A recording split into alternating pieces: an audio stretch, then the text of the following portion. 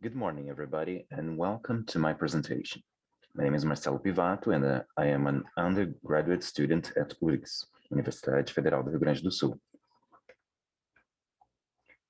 The topic of my presentation is the article Bundle-Driven Move Analysis by Leon Lee, Margaret Franken, and Shangquan Wu. I'd appreciate if you could leave any questions you may have until the end of my presentation. I've divided my presentation into four main parts. First of all, I will talk about the background of lexical bundles and the decision for a bundle-driven approach. Second, we will look at the methodology, the corpus we used, and the criteria applied. Third, we will analyze the findings, and finally, I will show you the conclusion drawn upon the findings. I'd like to begin by telling you a short introduction to an issue in analysis of discourse. There is a tendency to separate linguistic forms from language structures. However, much is gained when their occurrences are both analyzed. This is the reason why the paper focuses on rhetorical moves and their linguistic realization. As we know, rhetorical moves are units that perform communicative functions in a genre. One example of their realization in discourse is through lexical bundles, which can be crudely defined as multi-word sequences. Moving on to our next slide, we can see the different approaches to analyzing moves.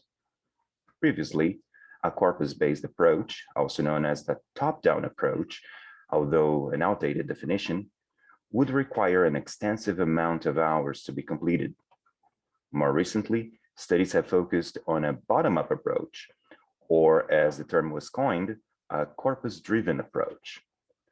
This approach focuses on the corpus to extract data rather than looking for predefined data, which may tamper with the results. So, what is the bundle-driven approach and why it is so important? By using corpus tools, we can generate bundles automatically. This allows linguistic categories to emerge from corpus evidence. It enables researchers to analyze large-scale text data to explore possible connections between the linguistic features and discourse functions carried by recurrent sequences. Moving on to our methodology section.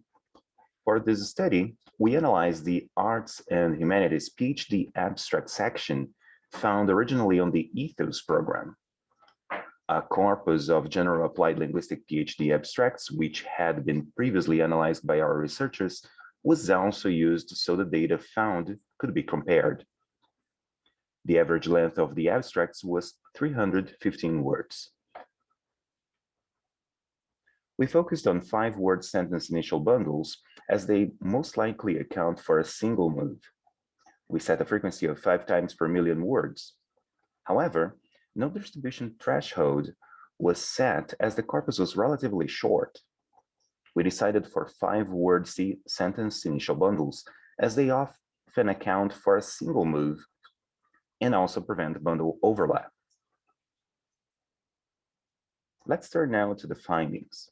Our findings were divided in 4 main categories: structure of a sentence, initial bundles, taxonomy of sentence initial bundles, distribution of structural categories, and distribution of functional categories. As you can see on the table 1, it is noticeable the occurrence of NP-based, VP-based, and clause-based bundles. In terms of distribution, table 3 provides the frequency in which they appear. Noun phrases with post-modifier fragment accounting for 46% of instances. On our next slide, we can see some of the taxonomy for our bundles.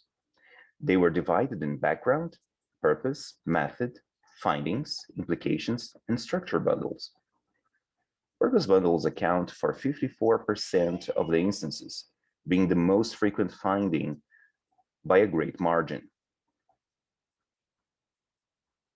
As they were our most significant finding, I would like to share some examples of the bundles collected under purpose. The most frequent one was the aim of this thesis, with 49% of occurrence. In conclusion, the bundle-driven approach to MOVES is one of the best ways to access a large volume of texts, providing insights on data which can be and should be used in pedagogical frameworks or as tool to analysis.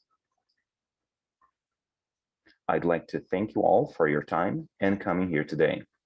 Do you have any questions?